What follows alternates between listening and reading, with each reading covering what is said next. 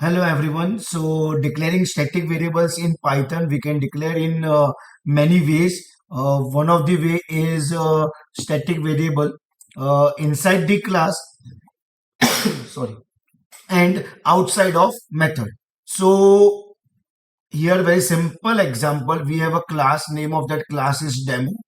Inside the class, I am declaring, but it is outside of method. That is static variable. So a equal to 20, and we have one method which is dummy, and we are writing just one print statement.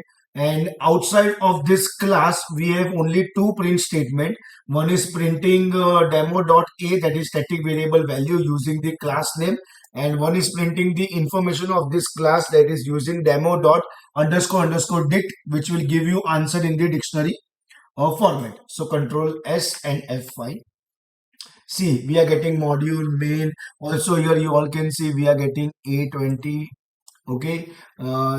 So this is how we are getting the answer, and this second answer is because of demo.e.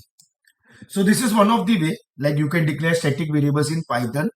Then second way will talk about second in my next video. So right now it is all about only declaring static variable inside the class and outside the method.